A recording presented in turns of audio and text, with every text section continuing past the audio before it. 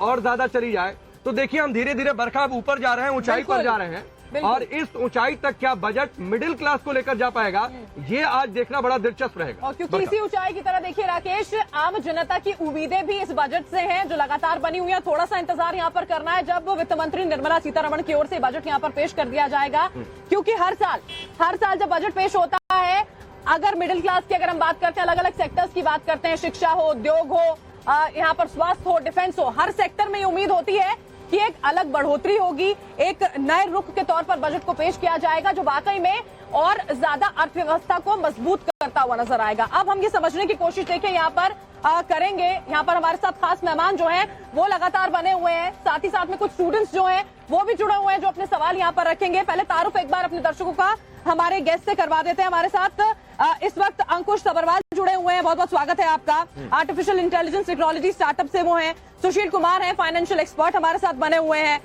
Doctor Sameer Bhati जुड़े हुए हैं। डॉक्टर रवि आर कुमार हमारे साथ में हैं। दर्शन राणा जी हैं, एमडी है ऋषा और मोबिलिटी के, ई मोबिलिटी के। बहुत बहुत स्वागत है आप सभी का। एक एक करके आपसे समझना हम यहाँ पर चाहेंगे कि अगर सुशील जी, मैं सबसे पहले आपके पास यहाँ पर आना चाहती हूँ। लेकिन बरखा एक बार मुझे लगता है कि तस्वीर जरूर दिखा देनी चाहिए। बिल्कुल बिल्कुल। किस तरीके से हम ऊंचाई पर हैं और धीरे धीरे देखिए 160 फीट की ऊंचाई पर जा रहे हैं, लेकिन इस ऊंचाई तक मिडिल क्लास की जो उम्मीदें हैं क्या वो पहुंच पाएंगे?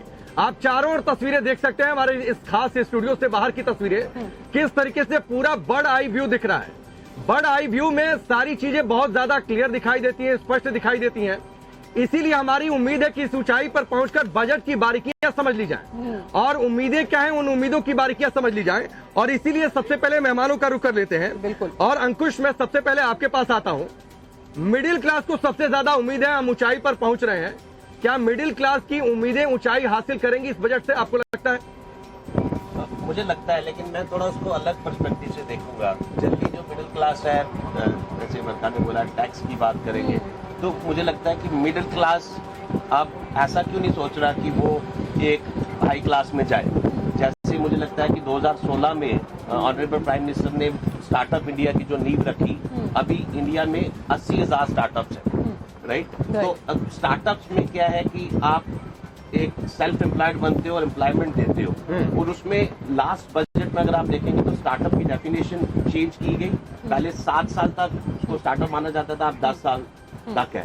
और मैं थोड़ा ये एक्सपेक्ट करूंगा कि जो इनकम टैक्स जो 80 IAC एग्जम्पशन थी, नहीं, लेकिन अंकुश मैं आपको रोक रहा हूँ।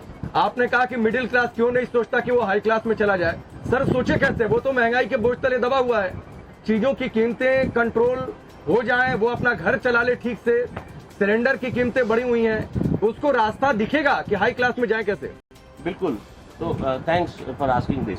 अभी अगर आपको पता है कि 15,000 करोड़ का बजट फंड्स हैं इंडिया में, सेंट्रल गवर्नमेंट और स्टेट गवर्नमेंट को मिला के, ग्रांट्स दी जा रही हैं, इक्विटी बेस्ड फंड्स दिए जा रहे हैं। अभी AI बेस्ड स्टार्टअप्स के लिए अलग से बजट रखा गया है department of science and technology में। तो इंडिया में पैसे तो हैं, हमें ही मिडिल क्लास वालों ने ही एक पहल बतानी है कि हम कंपनीज या स्टार्टअप। और अंकुश जी, अगर हम स्टार्टअप्स की बात करते हैं, पिछले एक दशक को अगर हम ले लें तो स्टार्टअप ने एक मेजर ईंधन के तौर पर काम किया अर्थव्यवस्था को और मजबूत करने के लिए। आप बने रहिएगा अंकुश जी हमारे साथ, हम आगे भी आपसे चर्चा जारी रखेंगे। डॉक्टर समीर, कोरोना एक बहुत अहम कड़ी रहा है इस पिछले वक्त में, जिसने अर्थव्यवस्था को थोड़ा कमजोर किया था। रिकवरी अच्छी रही है, ये बहुत अच्छी बात रही, लेकिन क्या उम्मीद आप कर रहे हैं हेल्थ सेक्टर की अगर हम बात करते हैं तो इस बजट से क्या उम्मीद?